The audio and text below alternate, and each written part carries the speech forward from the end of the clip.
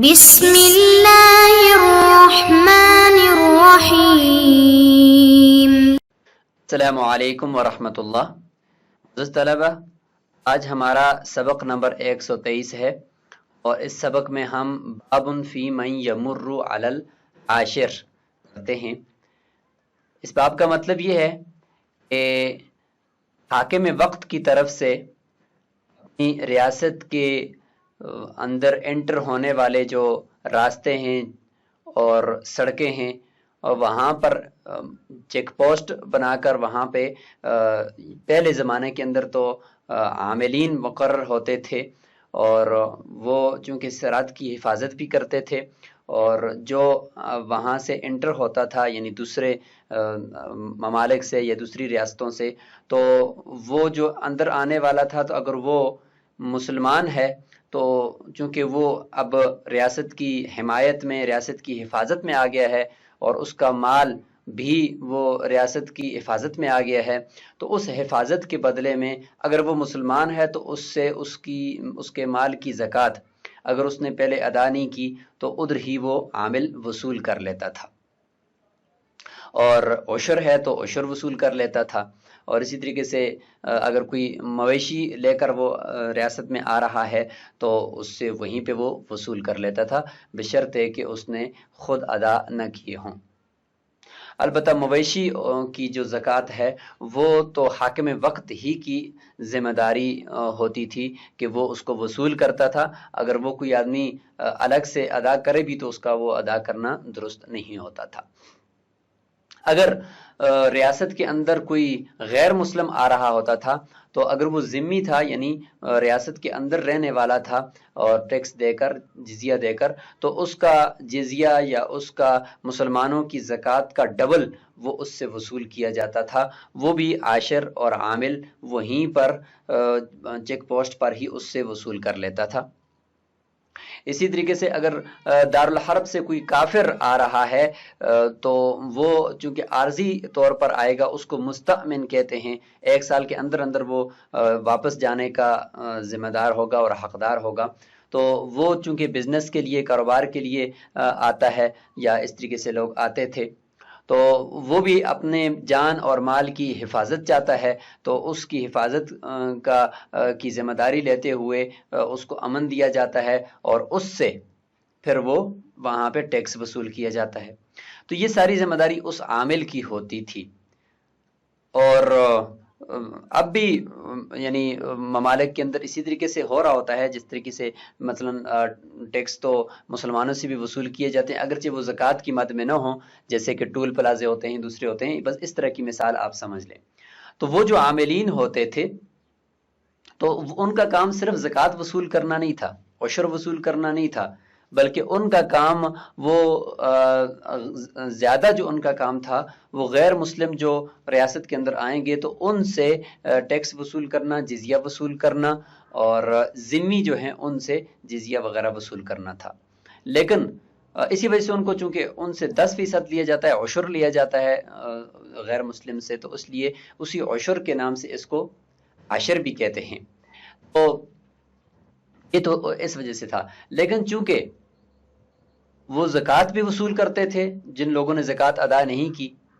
اور وہ ادھر سے اگر اس کے پاس سے گزر گئے تو ان سے وہ زکوٰۃ بھی وصول کرتا تھا یا کرتے تھے، تو اس لیے ان کا نام بھی عاشر رکھ دیا۔ اور عاشر کو اگرچہ وہ ربع عشر لیتے تھے یعنی 40واں ایسا لیتے تھے، لیکن چونکہ اس میں بھی ایک عشر کی بات پائی جاتی تو اس نام سے بھی ان کو عاشر کہا گیا، اور کتاب الزکوٰۃ کے اندر اس باب کو اسی مناسبت سے لے کر آئے۔ باب فی من یمر علی العاشر، یہ باب اس شخص کے بیان میں ہے جو حاکم وقت کی طرف سے مقرر کیے ہوئے عاشر اور عامل کے پاس سے گزرے تو وہ وہاں پہ زکوٰۃ کس طریقے سے ادا کرے گا۔ تو اس حوالے سے جو انسان وہاں سے گزرے گا اس کا 4 طرح کا اس کا بیان ہوگا، اور 4 طرح کی وہ بات کرے گا، یا اس کی حالتیں 4 ہوں گی۔ تو ان 4 حالتوں میں ہم دیکھتے ہیں، پہلے یہ سمجھ لیں کہ جو انسان کے پاس مال ہوتے ہیں وہ 2 قسم کے ہوتے ہیں، اموال ظاہرہ اور اموال باطنہ۔ اموال باطنہ یعنی درہم دینار، جس کا عام طور پر یعنی ریاست کو پتہ نہیں چلتا کہ اس شخص کے پاس یہ اموال ہیں اور نصاب کو پہنچ چکے ہیں۔ اور اموال ظاہرہ وہ سائمہ جانور اور مویشی جو ہوتے ہیں تو وہ چونکہ ظاہر ہوتے ہیں، پتہ چلتا ہے کہ یہ نصاب کی بقدر ہیں۔ اموال ظاہرہ اس کی زکوٰۃ وصول کرنا وہ ریاست کی ذمہ داری ہوتی ہے۔ وہ اگر کوئی شخص اپنے طور پر ادا بھی کرے تو وہ ادا شمار نہیں ہوتا، یعنی جب حکومت اسلامی ہو تو وہ حاکم وقت کی ذمہ داری ہوتی ہے کہ وہ اپنے ساعی یا عامل کے ذریعے سے اس کو جا کر وصول کرے۔ اور جو اموال باطنہ ہیں تو اس میں وہ خود مالک نصاب حاکم وقت کا نائب بن کر اس کی اپنے مال کی زکوٰۃ دیتا ہے۔ لہٰذا عاشر کے پاس چیک پوسٹ کے پاس سے اگر گزرے گا تو اس میں اموال باطنہ کے بارے میں اگر وہ یہ کہتا ہے تو پھر ہم یہ کہیں گے کہ اگر وہ کہتا ہے کہ میں نے کسی کو دے دیے ہیں تو اس کی بات کو مانا جائے گا، کیونکہ اموال باطنہ میں زکوٰۃ ادا کرنا ہی اس کی ذمہ داری تھی درہم دنانیر وغیرہ میں۔ اور اگر وہ اموال ظاہرہ یعنی سائمہ جانوروں کے بارے میں یہ کہہ رہے کہ ان کی زکوٰۃ میں نے ادا کر دی تو اس کی بات کو نہیں مانا جائے گا کہ وہ خود کیوں دے رہا ہے، یہ تو ریاست کی ذمہ داری ہے۔ تو اس حوالے سے دیکھیں 4 طرح کا اس کا بیان ہوگا، ہم ہر ایک کو الگ الگ دیکھتے ہیں۔ اذا مر علی العاشر، کوئی شخص عاشر کے پاس سے چیک پوسٹ کے پاس سے گزرا، مال لے کر، یہ مسلمان کی بات ہو رہی ہے، مسلمان ہے اور اس کے پاس مال ہے، فقال، اور وہ یہ کہتا ہے یعنی اس مال سے آپ باطنی مال درہم اور دنانیر وغیرہ بھی یعنی مراد لیں گے۔ فقال صبتہ منذ اشہر، ایک تو یہ کہے گا کہ جب عاشر نے کہا بھئی اس مال کی زکوٰۃ آپ ادا کر کے جائیں، تو اس نے کہا کہ اس مال کو تو میں نے ابھی چند مہینے پہلے ہی حاصل کیا ہے، لہٰذا اس پر سال پورا گوئے کہ نہیں ہوا۔ یہ اس کا پہلا بیانیہ ہے۔ وعلیہ دین، دوسرا بیانیہ یہ ہوگا کہ میرے اوپر قرض ہے، وحلف، اور قسم بھی کھا لیتا ہے کہ میرے اوپر قرض ہے، یہ سارا مال قرض میں جائے گا۔ صدقہ، اس کی تصدیق کر دی جائے گی۔ عاشر کون ہوتا ہے؟ نصبہ الامام علی الطریق، اس کو امام راستوں پر سڑک پر نصب کر دے یعنی مقرر کر دے، لیأخذ الصدقات من التجار، کہ وہ تاجروں سے اور کاروباری لوگوں سے زکوٰۃ وصول کرے۔ فمن انکر منہم، اور پس اگر ان میں سے کوئی انکار کر دیتا ہے تمام الحول، سال کے پورا ہونے کا، جیسے کہ اس پہلے بیانیے میں ہے، والفراغ من الدین، دین سے بری الذمہ ہونے کا، کہ میرے اوپر کوئی دین وغیرہ نہیں ہے، پھر اس کا وہ یعنی دین سے فارغ ہونے کا انکار کرتا ہے کہ بھائی میرے اوپر قرض ہے اور اس قرض سے میری جان ابھی تک فارغ نہیں ہوئی، اس چیز کا وہ یعنی انکار کرتا ہے، تو کانا منکرن، یہ منکر ہوگا للوجوب، زکوٰۃ کے اپنے اوپر واجب کرنے کا۔ القول قول المنکر مع الیمین، اور قول جو ہوتا ہے وہ منکر کا معتبر ہوتا ہے قسم کے ساتھ، تو لہٰذا اس کی بات کو مانا جائے گا اور زکوٰۃ اس سے وصول نہیں کی جائے گی۔ کذا اذا قال، اور اس مسئلے میں بھی اسی طریقے سے حکم ہے کہ اس کی بات کو مانا جائے گا۔ کیا؟ تیسرا بیانیہ کہ ادیتھا الی عاشر آخر، میں تو پیچھے ایک اور عامل ریاست کی طرف سے جو مقرر کیا گیا تھا اس کو ادا کر چکا ہوں۔ ومرادہ، تو مراد اس کی یہ ہو کہ اذا کان فی تلک السنۃ عاشر آخر، یعنی یہ مصنف کی مراد یہاں پر یہ ہے کہ ریاست کی طرف سے کوئی اور عامل اس سال مقرر کیا گیا ہے اور یہ شخص بھی کہہ رہا ہے کہ میں نے پیچھے ایک اور عامل تھا اس کو دے کر آ چکا ہوں، تو اس صورت میں بھی اس کی بات کو مانا جائے گا۔ لأنہ ادعا وضع الامانۃ موضعہ، اس لیے کہ یہ دعویٰ کر رہا ہے امانت کو اس کی جگہ پر رکھنے کا، دوسرے عمل نے مجھ سے وصول کر لیا ہے۔ بخلاف ما اذا لم يكن عاشر آخر فی تلک السنہ، ہاں بخلاف اس صورت کے کہ ریاست کی طرف سے دوسرا کوئی عامل اس سال مقرر ہی نہیں کیا گیا، صرف ایک یہی عامل ہے، تو پھر تو اس کا جھوٹ ثابت ہو گیا۔ لأنہ ظہر کذبہ بالیقین، یقینا اس کا جھوٹ ظاہراً ثابت ہو گیا ہے، تو اس صورت میں پھر اس سے زکوٰۃ وصول کی جائے گی۔ 3 بیانیے ہو گئے۔ چوتھا بیانیہ یہ بھی ہو سکتا ہے کہ وقذا اذا قال، وہ یہ کہے کہ ادیتھا انا، میں نے خود اس مال کی زکوٰۃ دے دی ہے فقراء کو، تو پھر اس میں نے جو شروع میں بات کی کہ اگر اموال باطنہ کی بات کر رہا ہے درہم دنانیر کی تو پھر اس کی بات کو مانا جائے گا کیونکہ اس کی ذمہ داری خود اسی کے اوپر تھی زکوٰۃ نکالنے کی. اور اگر یہ اموال ظاہرہ سائمہ جانوروں یا مویشیوں کی بات کر رہا ہے کہ ان کی زکوٰۃ میں دے چکا ہوں، پھر اس کی تصدیق نہیں کی جائے گی کیونکہ یہ ذمہ داری ریاست کی تھی کہ جا کر اس سے وصول کرتی اور اس نے اپنی طرف سے کیوں دی ہے، لہٰذا یہ اب دوبارہ دے گا. یعنی الی الفقراء فی المصر، شہر کے اندر میں فقراء کو زکوٰۃ ادا کر چکا ہوں. لأن الاداء كان مفوضا الیہ فیہ، شہر کی قید اس وجہ سے لگائی اس لیے کہ جب تک وہ شہر کے اندر ہے اس کے اوپر زکوٰۃ کا لازم ادا کرنا خود اس پر لازم ہے. جب وہ شہر سے باہر مال نکل کر لے کر جائے گا تو اب اس مال کی اور اس کی جان کی حفاظت وہ ریاست کی ذمہ داری ہے. جب ریاست کی ذمہ داری ہے تو پھر وہ یہ نہیں کہہ سکتا کہ میں شہر سے باہر نکل کر زکوٰۃ دے چکا ہوں، بلکہ شہر کے اندر دے چکا ہوں تو اس کی بات مانی جائے گی کہ ہاں ٹھیک ہے وہاں آپ کی ذمہ داری تھی. جب یہ شہر سے باہر نکل آیا تھا، سفر میں تھا، تو اس صورت میں پھر اگر یہ کہتا ہے کہ میں نے سفر میں دی ہے تو پھر اس کی بات نہیں مانی جائے گی کیونکہ سفر کے اندر تو خود اس کے جو مال کی حفاظت ہے وہ ریاست کی ذمہ داری تھی اور اسی حفاظت کی وجہ سے پھر ریاست اس سے زکوٰۃ بھی وصول کرتی ہے. ان الاداء كان مفوضا الیہ، یعنی اس اموال باطنہ کی زکوٰۃ ادا کرنا یہ اسی کے حوالے ہی کیا گیا تھا، فیہ یعنی شہر کے اندر، اور شہر سے باہر نکلے گا تو پھر یہ اس کی ذمہ داری نہیں تھی. پھر اگر اس نے کہا کہ میں نے سفر میں کسی کو دے کر آ گیا تو اب اس کو کہیں گے کہ نہیں اب آپ دوبارہ یہاں پہ دے دو کیونکہ آپ سفر میں ہو تو ہم آپ کی حفاظت کر رہے ہیں اور فوج بٹھائی ہوئی ہے اور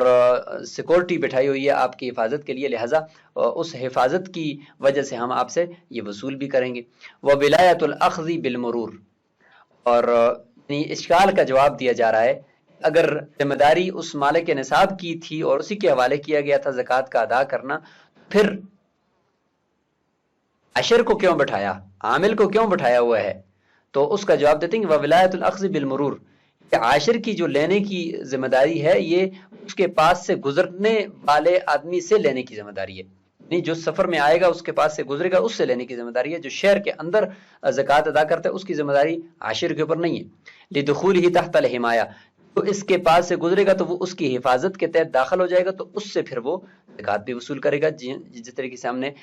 گزشتہ چند اسباق کے اندر ایک جملہ پڑھا ہے کہ الجبایۃ بالحمایہ، یعنی جمع کرنا ٹیکس کا یا زکوٰۃ کا یا عشر کا وہ حفاظت کرنے کی وجہ سے ہوتا ہے، اس سبب سے ہوتا ہے. حفاظت کریں گے تو یہ ملے گا ورنہ نہیں ملے گا. وکذا الجواب فی صدقۃ الصوائم فی ثلاثۃ فصول،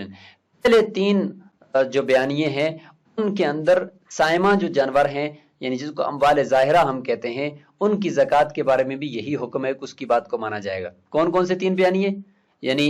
ایک تو یہ تھا کہ میرے اوپر قرض ہے لہٰذا یہ نہیں دے سکتا میں، اور دوسرا یہ کہ سال پورا نہیں ہوا، اور تیسرا یہ کہ میں نے پچھلے عاشر کو دے کر آ چکا ہوں اور اس سال وہ دوسرا عاشر بھی مقرر کیا ہوا ہے. ان تینوں باتوں میں قسم کے ساتھ اس کا قول معتبر ہو جائے گا. لیکن یہ چوتھا جو مسئلہ ہے کہ جس میں وہ کہتا ہے کہ میں خود فقیروں کو دے کر آ چکا ہوں اس کی زکوٰۃ، یہاں پہ اس کی بات کو نہیں مانا جائے گا. وفی الفصل الرابع وما اذا قال ادیت بنفسی الی الفقراء فی المصر لا یصدق وان حلف، کہتا ہے کہ میں خود شہر کے اندر فقراء کو اس کی یعنی ان سائمہ جانوروں کی زکوٰۃ دے آ چکا ہوں، باتیں کسی بات کو نہیں مانا جائے گا. لا یصدق ان حلف، اگرچہ وہ قسم بھی کھا لے. امام شافعی رحمۃ اللہ فرماتے ہیں کہ تصدیق کی جائے گی لانہ اوصل الحق الی المستحق، مستحق تک اس نے حق پہنچا دیا ہے. مولانا احناف فرماتے ہیں ان حق الاخذ للسلطان، سائمہ جانوروں کی زکوٰۃ وصول کرنے کا حق وہ بادشاہ کو ہے. فلا یملک ابطالہ، یہ شخص اس کے اس حق کو باطل کرنے کی ملکیت نہیں رکھتا. بخلاف اموال الباطنہ، خلاف اموال باطنہ کے جن کا عام طور پر ریاست کو پتہ نہیں چلتا درہم اور دنانیر کے، کہ اس میں وہ خود ادا کرے گا. ثم قیل، اب آگے یہ سوال ہے زکوٰۃ ان میں سے کون سی ہوگی؟ جو اس نے خود ادا کیا ہے فقراء کو زکوٰۃ وہ ہوگی، یا جو ابھی یہ عامل کو دوبارہ دے گا وہ زکوٰۃ ہوگی؟ تو فرماتے ہیں ایک قول میں تو الزکوٰۃ هو الاول، زکوٰۃ وہ پہلے والی ہے جو اس نے فقراء کو دی ہے. ثانی سیاست، ثانی جو یہاں پہ عاشر کو یہ دے گا، یہ ریاست کے ذمہ داریوں میں سے بطور سیاست کے اور بطور ریاست کے قوانین کی پاسداری کے اس سے وصول کیا جا رہا ہے۔ وقیلہ، اور دوسرا قول جو راجح اور مفتبی ہے یہ کہ ہوا ثانی، زکوٰۃ یہ دوسری ہے جو ابھی یہ عمل کو دے رہا ہے، والاول ينقلب نفلا، اور پہلے والی نفل ہوگی یہ وہ صحیح۔ ثم فيما يصدق في السوائم واموال التجارة لم يشترط اخراج البراءة في الجامع الصغير لم شرطه في الاصل ورواية الحسن عن ابي حنيفة رحمه الله۔ اس عبارت کے اندر یہ ذکر فرما رہے ہیں کہ جہاں پر تصدیق کی جائے گی عامل مالک نصاب کی کہ اس نے واقعی زکوٰۃ پچھلے عاشر کو یا پچھلے عامل کو دے دی ہے، تو ان صورتوں کے اندر کیا اس کی قسم بس کافی ہے یا پچھلے عامل کا کوئی دستخط یا کوئی دستاویز وغیرہ بھی اس سے وصول کرنا ضروری ہے؟ تو اس حوالے سے فرماتے ہیں کہ ثم فیما یصدق فی السوائم، سائمہ جانوروں میں جہاں پہ تصدیق کی جائے گی، حالانکہ سائمہ جانوروں میں تو پچھلے عاشر کے اندر تو اس کی تصدیق نہیں کی جائے گی جیسے ہم نے ابھی ذکر کیا، لیکن چونکہ ایک عمومی حکم بیان کر رہے ہیں تو اس میں سوائم کا ذکر بھی یہاں پہ کر دیا۔ اصل مسئلہ یہاں پہ ہے اموال تجارت میں جہاں پہ پچھلے عاشر کو دینے کی اس کی تصدیق کی جائے گی تو لم یشترط، امام محمد رحمہ اللہ نے اخراج البراء، کسی دستاویز کو نکال کر دکھانے کی شرط نہیں لگائی جامع صغیر میں، اور شرطہ فی الاصلی وسود کے اندر لگائیے کہ ہونی چاہیے۔ وہ روایت الحسن عن ابی حنیفہ، امام ابو حنیفہ رحمہ اللہ سے بھی یہ روایت ہے، لأنہ ادعا، اس لیے کہ یہ دعویٰ کر رہا ہے میں نے پچھلے عاشر کو زکوٰۃ دے دی ہے، فلصدق دعویٰ علامت، اور اس کے دعویٰ کی سچائی کی کوئی علامت ہونی چاہیے، فیجب ابرازها، دستاویز کو نکالنا یا اس تحریر کو نکالنا ضروری ہے، واجب ہے۔ وجہ الاول، پہلا جو ہے کہ بھئی جامع صغیر کے اندر اس کی شرط نہیں لگائی، وہ کیوں؟ فرماتے ہیں کہ ان الخط یشبہ الخط، کیونکہ ایک تحریر دوسری تحریر کے مشابہ ہو سکتی ہے، ہو سکتا ہے کہ اس نے اپنی طرف سے لکھا ہو، لہذا وہ کوئی علامت نہیں بن سکتی، صرف قسم ہی اس کی دلیل ہے کہ یہ دے چکا ہے۔ فلا یعتبر علامتا، علامت کے طور پر اس کا اعتبار نہیں ہوگا۔ قال، امام محمد رحمہ اللہ فرماتے ہیں وما صدق فیہ المسلم صدق فیہ الذمی، مسلمان کی جن ان چار امور میں سے یا ان چار بیانیوں میں سے تصدیق کی جائے گی، صدق فیہ الذمی، انہی چاروں بیانیوں کے اندر ذمی کی بھی تصدیق کی جائے گی، یعنی وہ غیر مسلم جو مسلمانوں کے ملک کے اندر ٹیکس دے کر مستقل طور پر رہ رہا ہے۔ لأن ما یؤخذ منہ ضعف ما یؤخذ من المسلم، کیونکہ ذمی سے جو لیا جاتا ہے وہ اس مال کا یا اس حق کا دگنا ہے جو مسلمان سے لیا جاتا ہے۔ مسلمان سے جو زکوٰۃ لی جاتی ہے اس کا ڈبل وہ ذمی سے لیا جاتا ہے، تو لہٰذا گویا کہ مسلمان کے مال کے اندر جس طریقے سے جو شرائط ہیں، سال کا پورا ہونا، نصاب کے بقدر ہونا، اور یہ ساری چیزیں تو جس طریقے سے مسلمان کے مال میں اعتبار کی جائیں گی وہ ذمی کے اندر بھی اعتبار کی جائیں گی، لہذا جس طرح مسلمان نے کہا کہ میں نے فلاں کو دے دیا یا میں فقیر ہوں یا سال پورا نہیں ہوا، یہی تصدیق پھر ذمی کی بھی کی جائے گی، کیونکہ اسی کی یعنی وہ جو مسلمان کے حق کی یعنی کا دگنا اور ڈبل ذمی سے لیا جاتا ہے، تو لہذا جو مسلمان کا حق ہے اس کے اندر جتنی بھی شرائط ہوں گی وہ ذمی کے سے جو وصول کیا جانے والا حق ہوگا، یعنی اس سے وصول کیا جانے والا مال ہوگا، اس کے اندر بھی ان شرائط کا لحاظ رکھا جائے گا۔ فَتُرَاعَ تِلْكَ شرائط، وہی مسلمان کی مال کے اندر زکوٰۃ وصول کرتے وقت جو شرائط کا لحاظ رکھا جاتا ہے ان کا لحاظ رکھا جائے گا، تحقیقاً لتضعیف، اس تضعیف اور اس دگنے کو ثابت کرنے کے لیے، کیونکہ مسلمانوں کی زکوٰۃ کا دگنا ہوتا ہے، تو لہذا زکوٰۃ کے اوپر جو چیز ہوگی اس کے اوپر جو دگنا ہے اس کے اندر بھی وہی شرائط ہوں گی۔ ولا يصدق الحربی، اچھا حربی کافر ہے، باہر سے آیا ہے اور وہ مسلمانوں کے ملک کے اندر وہ ذمی کے طور پر نہیں رہ رہا بلکہ ابھی اپنے عارضی طور پر کاروبار کے لیے آیا ہے اور سال کے اندر اس نے واپس چلے جانا ہے، تو اس کی تصدیق کریں یا نہ کریں ان چار بیانیوں میں؟ اگر وہ کہتا ہے کہ میرا اس مال پہ، کیونکہ اس میں تو سال کی شرط بھی نہیں ہے، اگر وہ کہتا ہے کہ اس پہ سال گزر نہیں ہے تو ہم کہیں گے بھائی سال کی تو ضرورت نہیں ہے آپ کے لیے، اگر وہ کہتا ہے کہ میرے اوپر قرض ہے پھر بھی ہم کہیں گے نہیں، کیونکہ حربی سے جو ٹیکس وصول کیا جائے گا وہ زکوٰۃ نہیں ہے، لہذا وہ ٹیکس ہے اور اس کے مال اور جان کی حفاظت کے بدلے میں لیا جائے گا، تو لہذا اس سے اور کوئی بھی تصدیق نہیں کی جائے گی۔ ہاں اگر وہ یہ کہتا ہے کہ الا فی الجواری، یعنی اس کے ہاتھ میں، یعنی اس کے قبضے میں کوئی باندیاں ہیں، تو باندیوں کے بارے میں وہ کہتا ہے کہ ہن امہات اولادی، یہ میری ام ولد ہیں، او غلمان معاہو، یا اس کے ساتھ کوئی لڑکے ہیں یعنی چھوٹے چھوٹے غلام ہیں، یا اس کے ساتھ کوئی یعنی اولاد کے برابر، یعنی اس کی اولاد کی جتنی ہو سکتی ہے اس طرح کے لڑکے ہیں، تو وہ کہتا ہے کہ ہم اولادی، یہ میری اولاد ہے۔ اس صورت میں ہم اس کی تصدیق کر لیں گے۔ لأن الأخذ منه بطریق الحمایہ، اس لیے کہ اس سے جو مال لیا جاتا ہے، ٹیکس وصول کیا جاتا ہے، وہ اس کی حمایت یعنی وصول، اس کی حفاظت کرنے کی وجہ سے اس سے لیا جاتا ہے۔ وما فی یدہ من المال، اور جو اس کے قبضے میں اس وقت مال ہے، یحتاج الی الحمایہ، اس کو حفاظت کی ضرورت ہے، اسی کے بدلے میں ریاست اس سے ٹیکس وصول کرے گی۔ غیرہ، لیکن ان اقرارہ بنسب من فی یدہ انہ صحیح، لیکن اس کا اقرار کرنا اس شخص کے نسب کا اس کے قبضے میں اس وقت موجود ہے، میری یہ اولاد ہے، بانیوں کے بارے میں کہتے ہیں یہ میری ام ولد ہیں، اس طرح کرنا صحیح ہے، کیونکہ حربی ہونا یہ اس کے ام ولد بنانے کی کوئی منافع تو نہیں ہے نا۔ فقدا بھی عمومیت الولد، اسی طریقے سے امیت ولد یعنی ام ولد بنانا اپنی بندیوں کو، یعنی اس سے بچہ پیدا کرنا، یہ بھی اس کے لیے کوئی منافع نہیں ہے۔ لأنہا تبتنی علیہ، اس لیے کہ امیت ولد جو ہے یہ بھی اس کے اقرار پر مبنی ہے، علیہ یعنی اسی اقرار پر مبنی ہے کہ وہ کہتا ہے کہ میری ام ولد ہے، لہذا وہ بھی اس کی طرف سے درست ہے۔ انعدمت صفت المالیت فیہن، لہذا ان باندیوں کے اندر مالیت والی صفت ختم ہوگی، کیونکہ ام ولد کے اندر آزادی کی جہت آ جاتی ہے، وہ مال نہیں رہتی۔ والاخذ لا یجب الا من المال، اور جو اس حربی سے ٹیکس وصول کیا جاتا ہے وہ مال سے ہی کیا جاتا ہے، اور اب یہ بانیاں اس کے پاس جو ہیں وہ مال ہیں نہیں، لہذا اب اس کی تصدیق کی جائے گی اور اس سے ٹیکس وصول نہیں کیا جائے گا۔ ہم یہ سمجھیں گے کہ اس کے پاس حفاظت کے لیے کوئی، یعنی جس کی حفاظت کرنی ہو تو حفاظت کے قابل کوئی مال نہیں ہے، لہذا سے ٹیکس بھی وصول نہ کرو۔ قال وَيُؤْخَذُ مِنَ الْمُسْلِمِ رُبُعُ الْعُشْرِ، مسلمان سے کتنا لیا جائے گا؟ ربع العشر یعنی عشر کا چوتھائی، یعنی کل 40واں حصہ اس کو کہتے ہیں، 2.5%۔ من الذمی، یہ نصف العشر، اور ذمی سے 20واں لیا جائے گا۔ ومن الحربی العشر، اور حربی کافر سے جو عارضی طور پر آ رہا ہے کاروبار کے لیے، اس سے 10% لیا جائے گا۔ ہاکذا امر عمر رضی اللہ عنہ سعاتہ، حضرت عمر رضی اللہ عنہ نے اپنے سعیوں کو جو اس طریقے سے جا کر لوگوں سے ٹیکس وصول کرتے تھے، ان کو یہی حکم دیا تھا۔ وَإِن مَرَّ حَرْبِيٌّ بِخَمْسِينَ دِرْهَمًا،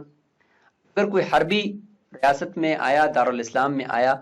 اور اس کے پاس 50 درہم ہے، مطلب یہ ہے کہ اس کے پاس یعنی ہمارے یعنی مسلمانوں کے نصاب کی بقدر مال نہیں ہے بلکہ کم ہے۔ لم یؤخذ منہ شیء، اس سے کچھ بھی نہیں لیا جائے گا، یعنی بہت کم ہے اس کے پاس، اس سے کچھ نہیں لیا جائے گا۔ الا یکونوا یاخذون منا من مثلها، الا یہ کہ یہ حربی الحرب میں کوئی مسلمان کاروبار کے لیے اگر جائے تو وہ بھی اس 50 میں سے، یعنی اتنی رقم سے وہ ٹیکس وصول کرتے ہیں مسلمانوں سے یا مسلمان تاجروں سے، تو پھر یہاں پر مسلمان بھی ان سے ان 50 کے اندر وصول کریں گے۔ لأن الأخذ منهم بطریق المجازات، اس لیے کہ حربیوں سے، دارالحرب سے غیر مسلم جو آتے ہیں ان سے ٹیکس جو وصول کیا جاتا ہے وہ بدلے میں کیا جاتا ہے، جس طریقے سے وہ ہم سے وصول کریں گے تو ہم بھی ان سے اسی طریقے سے وصول کریں گے۔ بخلاف المسلم بالذمی، بخلاف مسلمان اور ذمی کی، ان سے بطریق مجازات نہیں ہوتا، بلکہ ان سے تو باقاعدہ ان کے اوپر حق لازم ہے، مسلمان پہ زکوٰۃ ہے، عشر ہے، اور ذمی پہ اس کا ڈبل ہے۔ لأن المأخوذ زکاۃ او ضعفها، اس لیے کہ مسلمان اور ذمی سے جو لی جاتی ہے یا تو وہ زکوٰۃ ہے اور ذمی سے اس کا گناہ ہے۔ لا بد من النصاب، اس میں نصاب کا ہونا ضروری ہے، نصاب پر سال کا گزرنا ضروری ہے، جبکہ حربی کے لیے ایسا نہیں ہے۔ وَهَذَا فِي الْجَامِعِ الصَّغِيرِ، یہ جامع صغیر کے اندر ہے۔ فی کتاب الزکاۃ، اور مبسوط کی کتاب الزکاۃ کے اندر امام محمد رحمۃ اللہ فرماتے ہیں لا نأخذ من القلیل وإن كانوا يأخذون منه، ہم جو ہے حربیوں سے تھوڑے مال میں ٹیکس نہیں لیں گے، اگرچہ وہ ہم سے تھوڑے مال میں سے ٹیکس لیتے ہوں، ہم ان سے اس تھوڑے مال کا ٹیکس نہیں لیں گے۔ لأن القلیل لم یزل عفوا، اس لیے کہ جو تھوڑا مال ہے وہ تو مسلسل وہ معاف ہی ہے، اس میں ٹیکس تو وصول کیا ہی نہیں جا سکتا، کیونکہ اگر ہم کریں گے تو اس حربی کے پاس تو کچھ بھی نہیں بچے گا، تو پھر وہ یہاں پہ کیا کاروبار کرے گا. والی انہ لا یحتاج الی الحمایہ، دوسرے کہ یہ تھوڑا مال حفاظت کرنے کا بھی قابل نہیں ہے کہ ہم اس کے بدلے میں اس سے ٹیکس لیں. قال امام محمد رحمۃ اللہ فرماتے ہیں وَإِن مَرَّ حَرْبِيٌّ بِمِئَتَيْ دِرْهَمٍ وَلَا يُعْلَمُ كَمْ يَأْخُذُونَ مِنَّا، اگر کوئی حربی 200 درہم لے کر، یعنی صاحب کی بقدر مال ہے، یعنی اتنا ہے کہ یہ مالدار ہے، اگر اس سے ٹیکس وصول کریں تو پیچھے اس کے پاس کچھ نہ کچھ بچے گا، تو لے کر گزرا، لیکن ہمیں نہیں پتا کہ وہ ہم سے کتنا ٹیکس لیتے ہیں. یعنی ہمارا کوئی تاجر اگر دارالحرب میں چلا جائے وہ ہم سے کتنا لیتے ہیں اس چیز کا پتہ نہیں ہے، تو نأخذ منه العشر، ہم اس سے 10% ہی لیں گے. لقول عمر رضی اللہ عنہ فإن أعياكم فالعشر، اگر تمہیں تھکا دیں، یعنی تمہیں پتہ نہ چلے کہ وہ آپ سے کتنا لیتے تھے، تو پھر تم عشر لیا کرو بس مطلقاً. وإن علم أنهم يأخذون منا ربع عشر أو نصف عشر، اگر یہ پتہ چل جائے کہ وہ ہم سے 40واں حصہ لیتے ہیں یعنی 2.5% لیتے ہیں، یا 20واں حصہ لیتے ہیں یعنی 5% لیتے ہیں، نأخذ بقدری، تو ہم بھی ان سے اسی کی بقدر لیں گے. وإن كانوا يأخذون الكل، اگر وہ ہم سے یعنی لیتے ہیں سارے کا سارا مال ہم سے لے لیتے ہیں، اگر مسلمان تاجر وہاں پہ جائے تو سارا مال ان سے چھین لیتے ہیں، لا ناخذ الکل، لیکن ہم ان حربیوں سے نہیں لیں گے سارا مال، لأنه غدر، کیونکہ یہ تو دھوکہ ہے اور دھوکہ مسلمان کرتا نہیں ہے. وإن كانوا لا يأخذون اصلا، اگر وہ مسلمانوں سے بالکل بھی نہیں لیتے، کوئی بھی ٹیکس نہیں لیتے، لا ناخذ، مسلمان بھی اس سے نہیں لیں گے. لیترک الاخذ من تجارنا، تاکہ وہ ہمارے تاجروں سے ٹیکس وصول کرنا چھوڑ دیں، لہذا ہم بھی نہیں لیں گے. ولأن احق بمکارم الاخلاق، دوسری بات یہ ہے کہ مسلمان ہیں ہم، لہذا ہم زیادہ حقدار ہیں کسی کے ساتھ اخلاق کا مظاہرہ کرنے کا. قال ان مر حربی علی عاشر، حربی آیا باہر سے دارالحرب سے دارالاسلام کے اندر انٹر ہوا اور کاروبار کی نیت سے، اور مسلمانوں کے عاشر کے پاس سے گزرا، فعشرہ، تو عاشر نے اس سے وصول کر لیا، یعنی 10% عشر وصول کر لیا، جس کو ہم 10% کہتے ہیں، اس لیے اس کو عشر کہہ دیا. ثم مرۃ اخرى، پھر دوبارہ اسی عامل کے پاس سے وہ گزرا ہے، لیکن اس گزرنے کے اندر یاد رکھیں کہ دارالحرب کے طرف منتقل ہوئے بغیر دارالاسلام کے اندر سے ہی اس کے پاس دوبارہ آ گیا، اور سال کے اندر آ گیا، یعنی 1 سال پہلے، یعنی چند مہینے پہلے آیا تھا، اور ابھی 1 سال پورا نہیں ہوا کہ پھر دوبارہ اس کا گزر اس عامل کے پاس سے ہوا. یہ 2 باتیں یاد رکھنے کی ہیں. لم یعشرہ، اب یہ دوبارہ اس سے عشر وصول نہیں کرے، عشر کا مطلب ٹیکس وصول نہیں کرے گا، حتی یحول الحول، یہاں تک سال گزر جائے. مطلب یہ ہے کہ سال گزرنے کے بعد اس سے دوبارہ ٹیکس لینا ہے، 1 سال کے اندر اس سے 2 بار ٹیکس نہیں لینا، بشرطے کہ یہ باہر اپنے دارالحرب کی طرف جا کر پھر وہاں سے دوبارہ نہ آیا ہو. اگر ایسا ہے کہ یہ باہر گیا ہے اور دارالحرب سے پھر واپس آیا ہے، تو پھر اگرچہ اگر 2 مہینے بعد بلکہ 2 دن بعد کیوں نہ آیا ہو، دوبارہ لیا جائے گا. اور اگر سال کے اندر دارالاسلام کے اندر ہی تھا، پھر گزر ہو گیا اس کا اس کے پاس، تو اب نہیں لیں گے. کیوں؟ اس لیے کہ جو باہر سے حربی آتا ہے اس کے اوپر یہ لازم ہے کہ وہ سال کے اندر وہ واپس چلا جائے. وہ پورا سال اگر یہاں گزارے گا تو پھر یہاں سے وہ باہر نہیں جا سکے گا، پھر وہ یہیں پہ رہے گا اور ٹیکس دے گا، پھر ذمہ بن جائے گا. لہذا سال کے اندر اس نے جانا ہوتا ہے. تو اس لیے فرمایا کہ 1 سال کے اندر اگر وہ دارالاسلام کے اندر ہی کاروبار کرتے کرتے اس کی گاڑی آئی اور پھر وہ اس عمل کے پاس چیک پوسٹ پر پہنچ گئے، تو نہیں وصول کریں گے، کیونکہ 1 سال تک کے اندر کا ہمارا اس کے ساتھ معاہدہ ہو چکا ہے، ہم نے اس کو امن دیا ہوا ہے، لہذا ایک ہی دفعہ لینا ہے ٹیکس، دوبارہ نہیں لینا. اور اگر وہ چھپ کر کہیں یہاں پہ گزار دیا اور اس نے 1 سال اور باہر دارالحرب کی طرف نہیں گیا، اب 1 سال اندر گزار دیا، تو اب چونکہ اس نے یعنی خلاف ورزی کر لی ہے، اب 1 سال کے بعد اگر اس کا گزر اس عامل پر ہوتا ہے تو یہ عامل اس سے ٹیکس بھی وصول کرے گا، اور اب اس کو ریاست پکڑے گی اور کہے گی کہ اب 1 سال یہاں گزار چکے ہیں، اب آپ باہر جا نہیں سکتے، لہٰذا اب آپ نے یہیں پہ گزارنا ہے وقت اور ٹیکس دینا ہے. لأن الأخذ في كل مرة، اس لیے کہ اگر ہر مرتبہ دارالاسلام کے اندر ہی رہتے ہوئے وہ اس کا گزر جب ہوگا تو ٹیکس وصول کرنا اس سے استیصال المال، اس کے مال کو بالکل ہلاک کرنا ہے. وحق الاخذ لحفظه، اور اس سے جو لیتے ہیں ہم ٹیکس وہ اس کی حفاظت کی وجہ سے لیتے ہیں. ولأن حکم الامان الاول باق،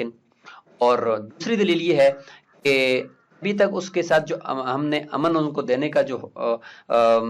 اس کے ساتھ معاہدہ کیا ہے وہ ابھی تک باقی ہے، یعنی جب تک سال پورا نہیں ہوا. وبعد الحول، اور جب سال پورا ہو جائے گا یتجدد الامان، امان جو ہے وہ جدید ہو جائے گا، یعنی نئے سرے سے ہو جائے گا.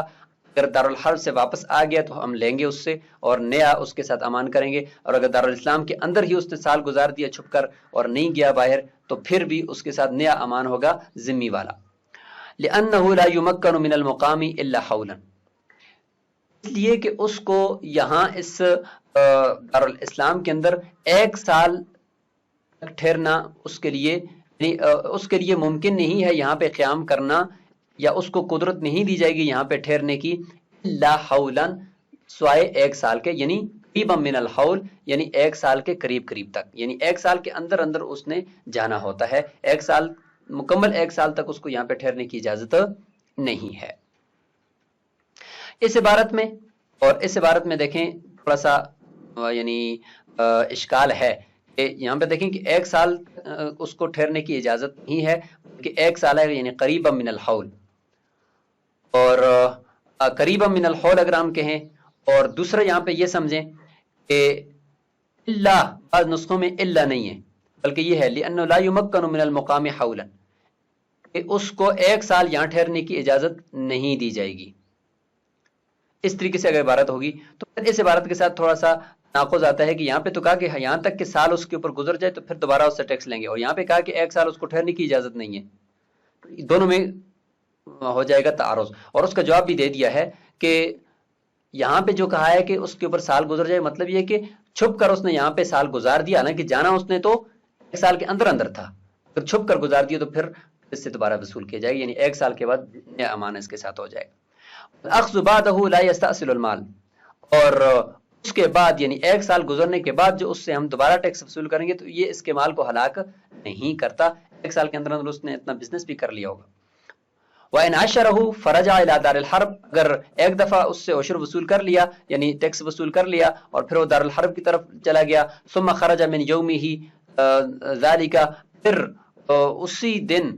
اسی دن وہ وہاں سے پھر نکلا دارالحرب سے اور دارالاسلام کی طرف دوبارہ آ گیا، عشرہ ایضاً، دوبارہ بھی اس سے اسی دن، اگرچہ دو دن میں یعنی ایک دن میں 2 مرتبہ وہ دارالاسلام کے اندر آیا ہے تو لہٰذا ایک دن میں 2 مرتبہ اس سے ٹیکس وصول کریں گے، کیونکہ دارالحرب کی طرف جا کر وہاں سے واپس آنے میں ہو سکتا ہے کہ اس نے جا کر وہاں سے ایک تو اس نے اپنا امان توڑ دیا کہ باہر چلا گیا، واپس آیا نئے امان کے ساتھ آئے گا، تو لہٰذا جب نیا امان ہوگا تو نیا ٹیکس بھی ہوگا. اور دوسرا یہ کہ وہاں سے ہو سکتا ہے کہ اس نے اور مال بھی ساتھ لایا ہو تو اس کے مال کا استحصال بھی نہیں ہے، لہذا دوبارہ ٹیکس وصول کرو. لأنه رجع بأمان جديد، ایک تو وہ نئے امان کے ساتھ ابھی انٹر ہوا ہے اور اس کے ساتھ نیا معاہدہ ہوگا. وَكَذَا الْأَخْذُ بَعْدَهُ لَا يُفْضِي إِلَى الْاِسْتِحْصَالِ، اور یہ کہ دارالحرب کی طرف جا کر وہاں سے واپس آنے کے بعد اس سے ٹیکس وصول کرنا اس کے مال کو ہلاک کرنے کی طرف نہیں لے جاتا. تو اسی کے ساتھ اس سبق کو مکمل کرتے ہیں، انشاءاللہ اگلے سبق کے اندر کچھ مزید مسائل لے کر حاضر ہوں گے. السلام علیکم ورحمۃ اللہ وبرکاتہ.